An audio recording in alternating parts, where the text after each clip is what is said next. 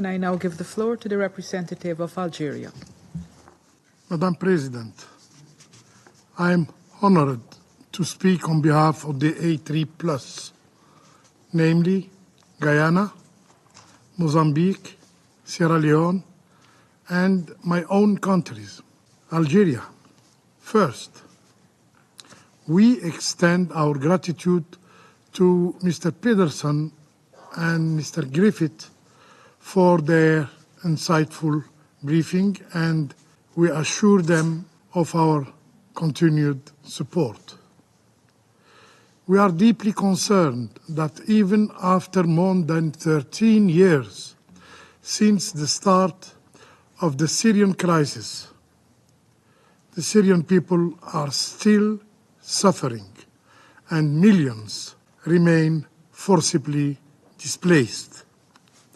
We are equally worried about the rising violence, deteriorating humanitarian conditions, and the security situation in Syria. I would like to emphasize that the A3+ strongly maintains that the resolution to the Syrian crisis is solely achievable through political means.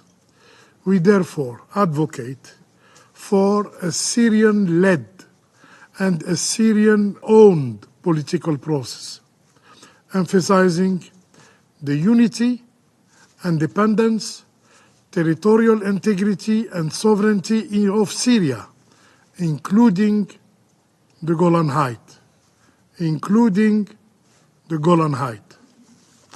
We express our support for Mr. Pedersen's effort and engagement, including those related to building confidence through a step-by-step approach.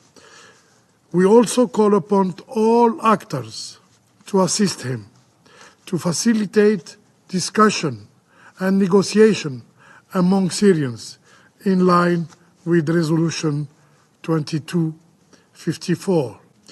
The A3+ eagerly anticipate the 9th meeting of the Constitutional Committee and stress the importance of this committee making progress on the political track.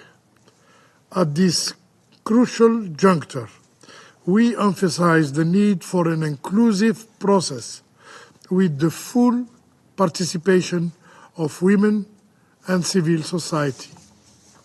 And we hope that all obstacles will be removed and pending issues will be resolved, and that Syria can soon move forward with its peace building and national development. We express our deep concern about escalating violence, in particular in northern Syria, and call for a nationwide ceasefire. Madam President, coordination among regional countries to combat terrorism is essential, especially in light of the recent rise in attacks by ISIS.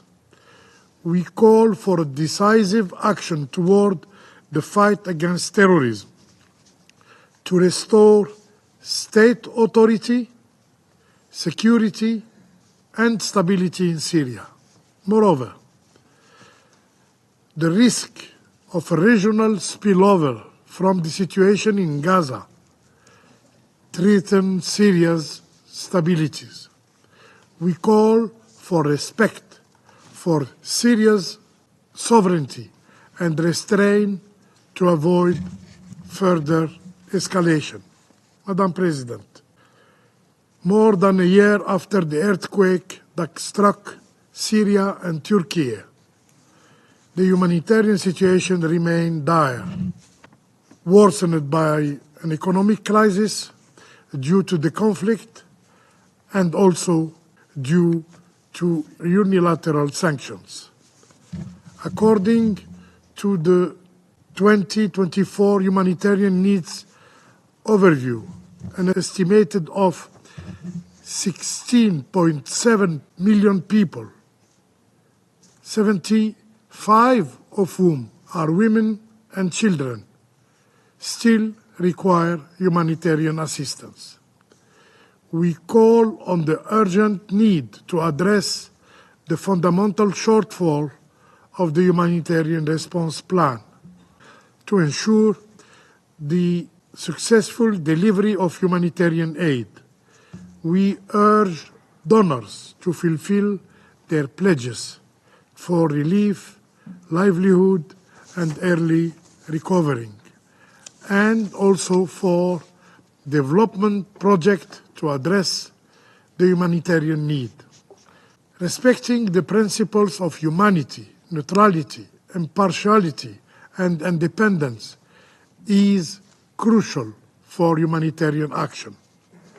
We welcome the Syrian government's decision to extend authorization for the UN and its specialized agencies to operate through the Bab al-Hawa, Bab Salam, and the Ra'i border crossing, providing more predictability for their operation.